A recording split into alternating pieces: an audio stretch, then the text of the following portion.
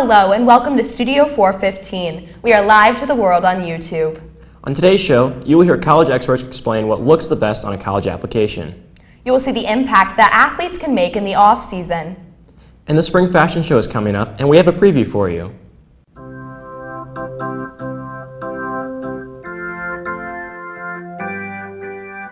Sunny days and friendly smiles, walk the halls with me.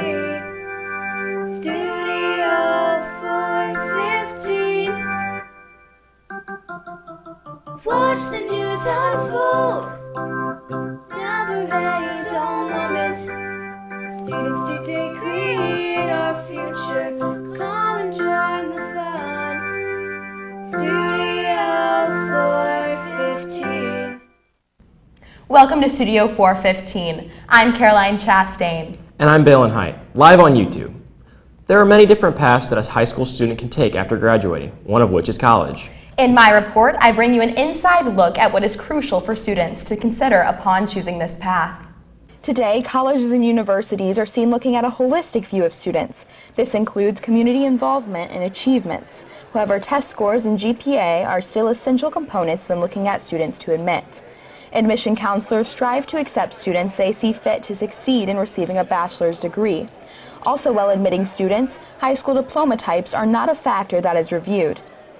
However, Carroll High School guidance counselor for the class of 2018, Rachel Fox, claims that a student who works towards a high school honors diploma versus a basic core 40 is more likely to present a better-looking GPA and transcript. The advanced placement courses definitely, I would say, look a little better on a transcript, plus, depending on how you do on the AP exams at the end of the year, you can automatically earn some dual credit anyway.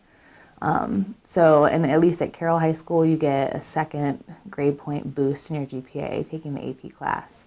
As a high school counselor, Fox encourages her students to begin their college search as soon as their sophomore year and start the testing process going into their junior year. This will assure students the chance to be admitted into colleges as soon as the opportunity is available to them in the fall of their senior year. It is important that students strive to be admitted in the fall so they can start the process of applying for financial aid. New this year, students were able to apply for financial aid as soon as October of their senior year. Indiana University, Purdue University, Fort Wayne Assistant Admissions Director Roy Donnellian emphasizes how crucial this timeline can be. So it's really important that you do the groundwork, taking your tests, getting good grades, getting your core 40 or academic honors, and then that sets you up for getting the financial aid award. Donnellian also encourages students to apply for all the free money that is out there. Using websites such as finaid.org or FastWeb can help students to earn scholarships for things as simple as having a dog or being left-handed. For Studio 415, I'm Caroline Chastain. This past Monday, several students and teachers were shaved to help raise money for Relay for Life.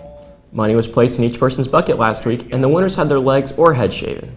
Over $712 were raised in this fundraiser. Senior Joel Byman, sophomore Brendan Irwin, freshman Josephine Scagnoli, English teacher Justin Smith, and ASL teacher Todd Swing were all given a trim to help support cancer research. The NACS Relay for Life will be held on May 6th.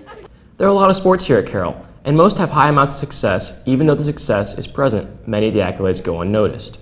One such team is the Carroll wrestling team. A recent success story on a national level was from 2013 Carroll graduate Riley Lefevre, including repeating and winning the Division III title in college. I took a look at where the success began and the state of the Carroll wrestling program. The Carroll wrestling program is led by former Carroll wrestler and now head coach Tim Slofer. The team has had great success, sending wrestlers almost every year to state and winning multiple sectional and regional tournaments. Slofer believes that the success might be undervalued because of the complexity of wrestling. I think a lot of people, maybe it doesn't get some of the notoriety because a lot of people don't always understand what's happening. It's harder to tell necessarily how points are scored, and I think that causes some people to maybe not view it as much. Carroll Wrestling has been able to build such a strong brand of success with the help of the Carroll Wrestling Club and the wrestling at the middle school level. Doing this, they've been able to introduce young wrestlers to the sport before reaching high school. Wrestlers such as Joe Just, a state qualifier, are an example of this. I've been wrestling since sixth grade. I really started like fifth, but I was kind of getting into it. And then sixth grade is when it took off, and I actually just started doing it with like Maple Creek and then went to Carroll. Wrestlers like Riley Lefevre helped to set the bar of the program. Throughout his career at Carroll, he set many school records, including most pins and most season wins. Joel Arney, a junior wrestler, believes that people like Lefevre are a big influence in the wrestling system. He's just, I don't know, great influence. He makes us feel, when he comes up, kind of motivates us because we want to be as good as him and as dominant as him because he basically killed every single person he wrestled in D3. Although Lefevre had a successful collegiate run, winning 4 straight national championships on the Division III level, he still comes back to Carroll to contribute to the program. After coming off another successful season, the Superchargers look to stay in shape as they get ready to head down to Orlando this summer and compete in the annual Disney tournament. For Studio 415, I'm Balin Hyatt. Whether it's eating well, getting lots of sleep, or resting, athletes have a lot on their plate.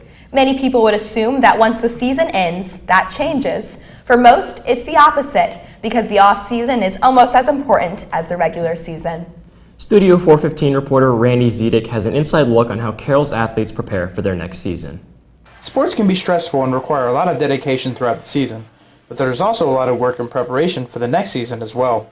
Football is, I wouldn't say that it is a year-round sport, but we do year-round work. It's this year-round work that makes sports a challenge. Some people play other sports just to stay in shape in between seasons, and others take things into their own hands. But getting ready for next season is more than just pumping iron. What strength looks like is certainly sport specific, and at the end of the day, in cross country, all other factors being equal, the person who can deliver oxygen most efficiently is going to win. So most of what our training looks like is about maximizing oxygen uptake. But strength looks different in other sports, and Carroll's strength and conditioning class is another way athletes get the training that they need.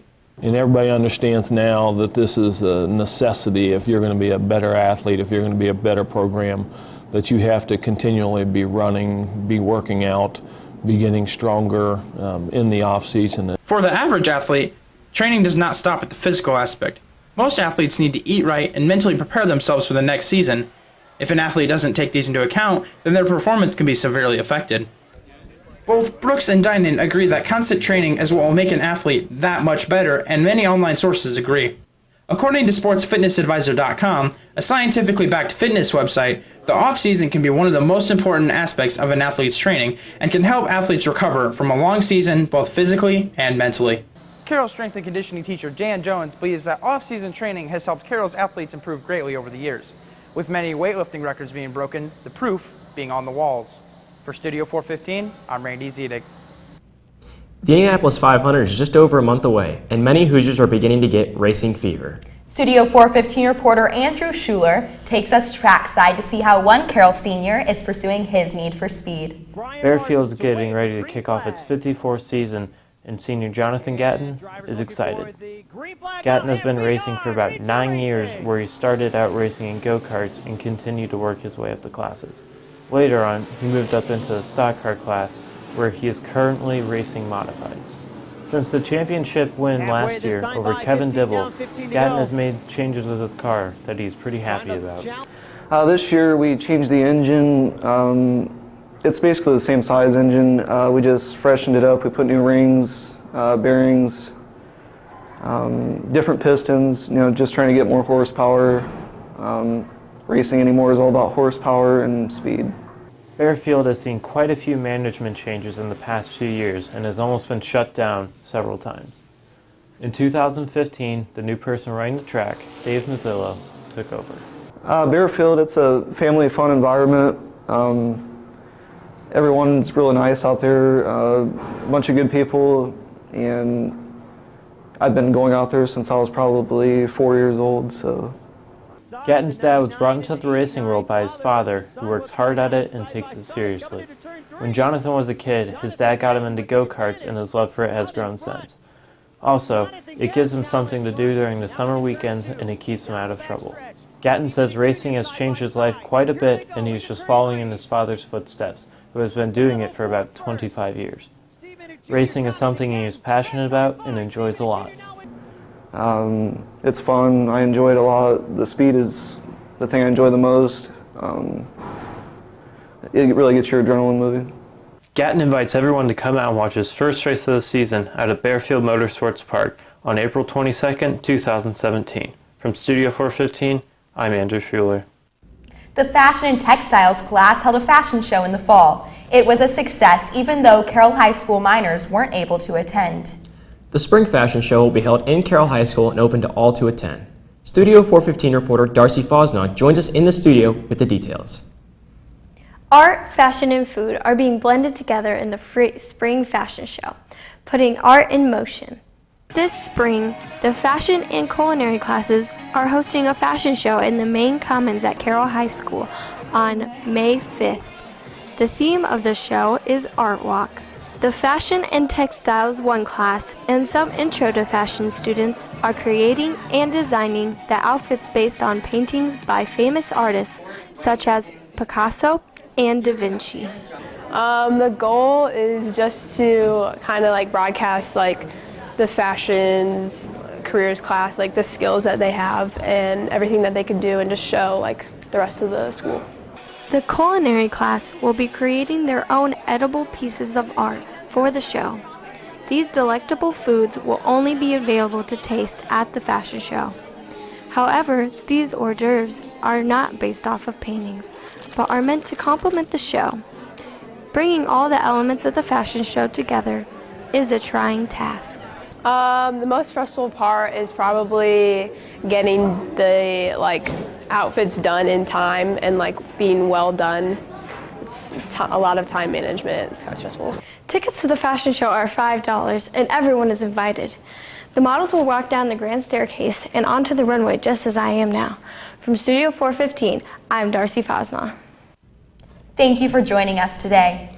If you have any story ideas that you would like to see covered, mention them to any of the students in the credits or Mr. Johnston. For all of us here at Studio 415, have a great week, Carroll.